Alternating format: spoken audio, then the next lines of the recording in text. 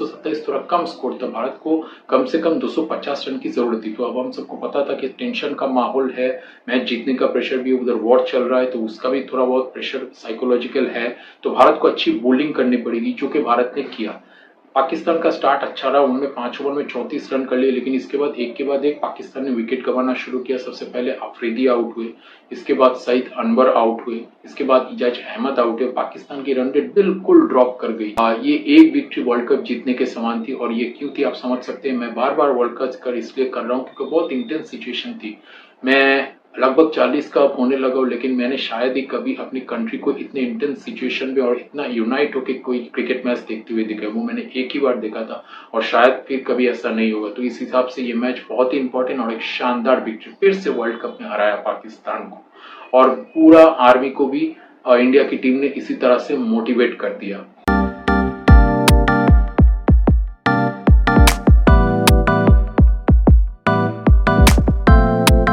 Hello friends, कैसे हो आप सब लोग। आशा करता हूँ सब कुछ ठीक ठाक चल रहा है आपकी पर्सनल एंड प्रोफेशनल लाइफ में भी। As always it's all about cricket, और आज greatest victories against rival Pakistan series में हम जिस मैच के बारे में बात करेंगे वो एक बहुत ही यूनिक मैच था, इस नाते कि ये मैच भारत और पाकिस्तान के बीच वर्ल्ड कप 99 में तब खेला गया था सुपर 6 मुकाबले में, जब भारत और पाकिस्तान के बीच कारगिल की वॉर चल रही थी। तो इस नाते बहुत ही टेंशन वाला माहौल था, और बहुत ही इंटेंस सिचुएशन पे एक बहुत ही अद्भुत परिस्थिति में ये मैच खेला गया था। हमने भी ऐसा सिचुएशन एक ही बार एक्सपीरियंस किया है, सिर्फ इस मैच के दौरान। तो इससे पहले कि मैं स्टार्ट करूं, अगर हो सके तो मेरे चैनल को सब्सक्राइब कर दीजिए, क्योंकि आपके सब्सक्रिप्शन से मुझे बहुत मदद मिलती है, and it's pure source of motivation for me as always. So thanks in advance for that. तो अब हम इस मैच की तरफ चलते हैं। तो इस मैच में दोनों टीमें सुपर 6 में जीतना चाहती थी, क्योंकि जो भी टीम जीतती उन्हें 2 पॉइंट्स मिलते। और लेकिन इससे भी बड़ा मुद्दा ये था कि करगिल की जंग छिड़ चुकी थी भारत और पाकिस्तान के बीच। पाकिस्तान ने ऑब्वियसली नाजायज तरीके से घुसपैठ किया था भारत के इलाकों में, और फिर भारत के आर्मी को मजबूरन जंग में उतारना पड़ा। भारत के प्रधानमंत्री उस वक्त जो थे अटल बिहारी वाजपेयी, एक बहुत ही फेमस पर्सन थे, और उन्होंने लास्ट में कहा कि हम देखेंगे कि मतलब हम शक्ति का प्रदर्शन कर सकते हैं, ये हम अब पूरी दुनिया को दिखाएंगे, शांति के लिए हम अब शक्ति का प्रदर्शन करेंगे। तो इस हिसाब से बहुत इमोशनल मैच था, and on that day I can assure you every Indian wanted India to win that match. मतलब ऐसा सिचुएशन कि आप सारा मैच छोड़ दीजिए वर्ल्ड कप का, वर्ल्ड कप जीतने की भी जरूरत नहीं, क्योंकि अगर आप ये मैच जीत गए तो वर्ल्ड कप जीत गए। और ये मैच जीत के अगर भारत की टीम जीतेगी तो भारत की टीम भारत की आर्मी के और सारे ऑफिसर्स के लिए, सारे जवानों के लिए जो बड़े पड़ हमारे देश की टेरिटरीज को वापस लेने के लिए लड़ रहे थे, उस हिसाब से एक मोटिवेशन भी साबित हो सकती है, जो कि अंत में जाके हुआ, एंड थैंक गॉड ऐसा हुआ था। तो टेंशन वाला माहौल में मैनचेस्टर की मतलब क्लाउडी कंडीशंस में अजहरुद्दीन ने टॉस जीत के बैटिंग करने का फैसला किया। उन्होंने कहा कि पिच अच्छा है तो हम एक बड़ा स्कोर करेंगे और पाकिस्तान के ऊपर प्रेशर पुट करेंगे, लेकिन ऐसा हुआ नहीं। भारत की शुरुआत बहुत स्लो रही, हालांकि भारत ने जल्दी विकेट नहीं गंवाया। 10 ओवर में 37 रन की पार्टनरशिप की शतगोपन रमेश और सचिन तेंदुलकर ने, और इसके बाद शतगोपन रमेश पहले आउट हुए। इसके बाद सचिन तेंदुलकर ने स्टार्ट स्लो किया था, लेकिन वो थोड़े थोड़े स्टेबल हो रहे थे, बीच बीच में एक तो बाउंड्रीज लगा रहे थे, और एक्सेलरेट जब करने ही वाले थे फुल फ्लो में, तभी 20 ओवर में जब भारत का स्कोर 90 था तो Sachin Tendulkar deep mid of में कैच आउट हो गए, और बहुत फ्रस्ट्रेटेड वो हो गए थे, क्योंकि वो एक मारने वाला डिलीवरी था। उन्होंने किया 65 बॉल्स में 45। इसके बाद भारत की तरफ से शानदार जो बेस्ट इनिंग्स के लिए वो राहुल द्रविड़, स्विंगिंग कंडीशंस में वो एक बहुत ही माहिर बैट्समैन जाने जाते थे, क्योंकि उनके पास सर्वश्रेष्ठ टेक्निक था भारत के बैट्समैनों में से। शायद सचिन तेंदुलकर से भी राहुल द्रविड़ का टेक्निक अच्छा था, और उन्होंने बहुत ही जबरदस्त पारी के लिए वो एक छोर से खड़े रहे, सिंगल्स निकालते रहे, बीच बीच में एक दो बाउंड्रीज। भारत का स्कोर 20 ओवर में 90 से अब अंत में 40 ओवर में 158 तक पहुंचा। अजहरुद्दीन साथ दे रहे थे, अजय जडेजा आते ही आउट हो गए। उनको थोड़ा स्कोरिंग रेट एक्सेलरेट करने के लिए जल्दी 4 नंबर पे उतारा गया, लेकिन वो जमे नहीं, स्लिप में कैच आउट हो गए। इसके बाद अजहरुद्दीन अच्छा साथ दिया, दोनों में से कोई भी ज्यादा एक्सेलरेट नहीं कर पाए यार, राहुल द्रविड़ अजहरुद्दीन, लेकिन उन्होंने एक पार्टनरशिप की। और 40 ओवर में जब भारत का स्कोर 160 था तो राहुल द्रविड़ 68 बनाए, और वो कवर में कैच आउट हो गए, शाहिद अफरीदी ने उनका कैच पकड़ा। अब इसके बाद भारत की ओर से जो अच्छा चीज हुआ वो ये हुआ कि इनिंग्स की फिनिश अच्छी हुई भारत की। भारत ने लास्ट जो 10 ओवर थे उसमें कुछ 67 रन बनाए, 65 रन बनाए और 227 तक अंत में भारत का स्कोर पहुंच गया। अजहरुद्दीन ने बेस्ट बैटिंग की भारत की तरफ से, उन्होंने लास्ट में इंपॉर्टेंट 2-3 चौके छक्के लगाए और रविंद्र सिंह ने भी एक लंबा छक्का मारा शकील मुश्ताक को लॉन्ग ऑन पे और भारत 227 तक पहुंच गया। अब बात यह है कि उन दौर के हिसाब से भी और मतलब मैच के सिचुएशन के हिसाब से भी, क्योंकि पिच इतनी भी खराब नहीं लग रही थी, थोड़ी बहुत स्लोअर साइड में थी, लेकिन 227 थोड़ा कम स्कोर था। भारत को कम से कम 250 रन की जरूरत थी। तो अब हम सबको पता था कि टेंशन का माहौल है, मैच जीतने का प्रेशर भी, उधर वॉर चल रहा है तो उसका भी थोड़ा बहुत प्रेशर साइकोलॉजिकल है। तो भारत को अच्छी बोलिंग करनी पड़ेगी, जो कि भारत ने किया।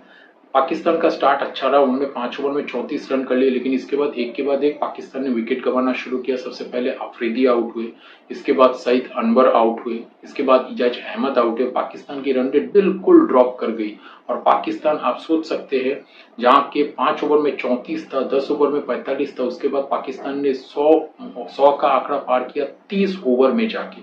अब इंजमाम उल हक एक छोर से खड़े थे, लेकिन वो अपनी फ्री फ्लोइंग बैटिंग नहीं कर पाए। एक वक्त था जब इंजमाम का स्कोर इनक्रेडिबली कुछ 84 बॉल में 29 रन था without a single boundary. Last में जाके उन्होंने आउट होने से पहले एक बाउंड्री मारी थी, जो कि आज भी मुझे डिस्टिंक्टिवली याद है।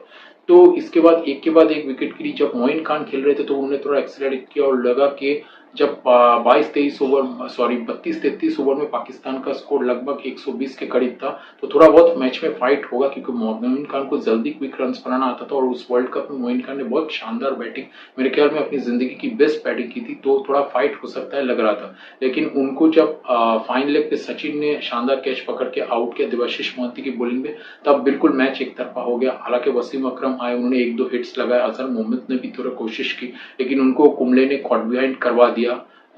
इसके बाद धीरे धीरे सारे विकेट गिर गए और इंजमाम के आउट होने के बाद पाकिस्तान का थोड़ा जो होप बचा था वो भी खत्म हो गया और भारत ने बहुत बढ़िया बॉलिंग परफॉर्मेंस की और अंत में पाकिस्तान का स्कोर जो कि 10 ओवर में 45 था, वो 46 ओवर में जाके 180 पे रुका और पाकिस्तान ऑल आउट हो गया।